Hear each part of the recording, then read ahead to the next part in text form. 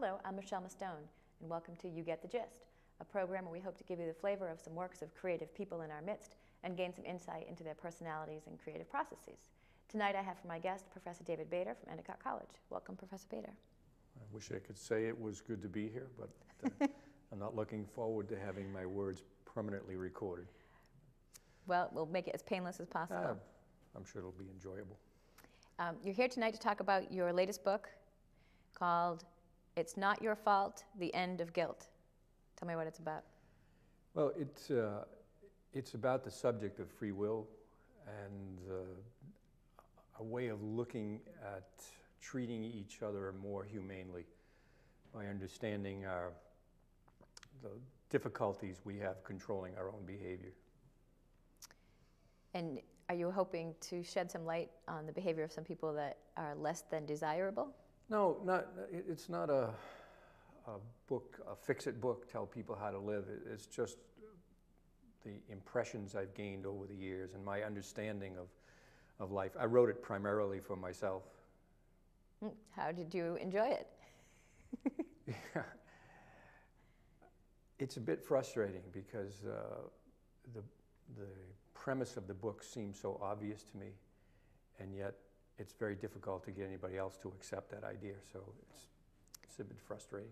Tell me about your process of writing. Do you sit down and write all at once? Do you write a little bit at a time? Quiet, music? Yeah, I had no intention of writing anyway. It was an accident. I was in a place where I had so much free time. I needed to do something. I had a computer with me, and these ideas I have had in my head since I was probably 10 or 11 years old, and been trying to understand them for my whole life, and decided to fill in this boring time by writing them down. And it came together little by little, piece by piece. It took 13 drafts to get it even barely readable. I'm not a particularly good writer. I don't think the book is particularly well written, but I think the ideas in it are really important. Well, you have a partner in your business, sort of. Yeah. So somebody believed in your writing that you... No, I bribed him. It was sort of a deal. We were at a conference in Indiana, and both had a little bit too much to drink, and we formed this partnership and agreed I was going to say his name until you said he had too much to drink. Sean wouldn't mind. Sean Quinn, yeah. Former Endicott faculty member. What is your editing process? Do you read it yourself? Do you give it to other people to read? How do you edit you have 13 drafts? That's an enormous it's a really undertaking. A funny process, because I write and rewrite until it makes me laugh. Yeah, when it makes me laugh, I think, oh, okay, get it? I think I got it. I think that was it. And the 13 drafts, I don't think the 13th is much better than the first, but there's just something about it. I kept changing from the first person to the third person and trying to decide if I wanted to lecture myself or talk to other people. Did other people read it in between the 13 drafts? Yeah, it's really funny, because I give it to people to read and nobody ever comes back to me and says anything about it. Because they're afraid to comment? Well, I think they don't like it very much, so they don't want to come back and say, oh, that's horrible, I read that and didn't like it. There's some exceptions. I've had some really wonderful conversations with some of the faculty here about it. Now, you say you've had these ideas since you were like 10. Was it more, it's not my fault? You've titled it, It's Not Your Fault, but... Yeah, I was brought up in a Catholic religious church-going family, and there was always hellfire and damnation, and I couldn't understand why I was such a bad person under these rules and regulations. And I came to the conclusion that most of what I did was somewhat beyond my control. At least I hoped it was, because I didn't want to think that I did that stuff deliberately. Yeah. What is your educational background? Well, I had a very checkered educational career. I went to University of Massachusetts for a year and a half in 1960. I graduated from high school. My parents thought that would be a good thing for me to do, but I had no idea why I was there. I literally had 5 majors in the year and a half I was there until they kicked me out. What were some of those majors? Well, I had astronomy as a major, and I had business as a major, and I had psychology as a major, and I tried some kind of sports science. Each one lasted, you know, a month and a half or something. Now, did you, at Endicott, you have advisors that help you choose these? Did they have that at UMass? No, One at person? UMass they had a giant gymnasium with names of courses on the wall, and you just kind of went through and picked out stuff.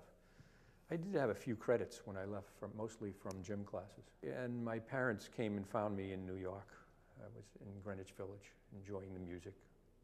They thought I should come home and get a job. Did they physically come and find you? Yeah. I wasn't hiding, but I just... Yeah. You're not coming home. Yeah. And so They how stopped did sending you... me money, so that was... You're a clue, psychology I should professor say. now, Yeah. so you had to get some sort of degree. How did that Well, happen? when I met my darling wife in 1963 on a blind date. We got married, had 2 wonderful children, and I spent my time in basic pay jobs, you know, working for a minimum wage and doing all kinds of different jobs. Never found one that I particularly liked. In fact, I disliked them all. And when my intelligent daughter graduated from college, she asked me what I was going to do when I grew up. In fact, as you know, you wrote me the letter of recommendation for getting into Salem State. And I became interested.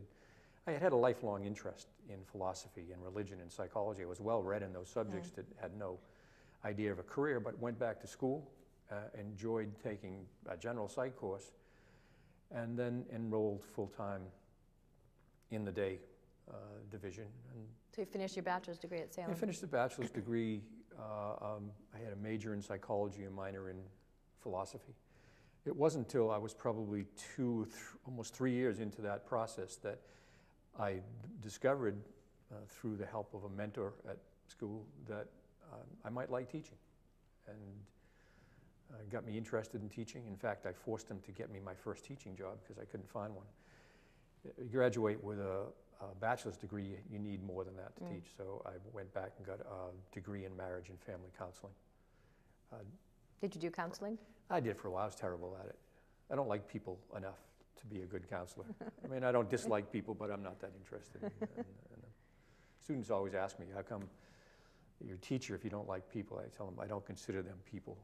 They're students. They're a different category. They're learning. It's exciting to be amongst students and learn from them as well.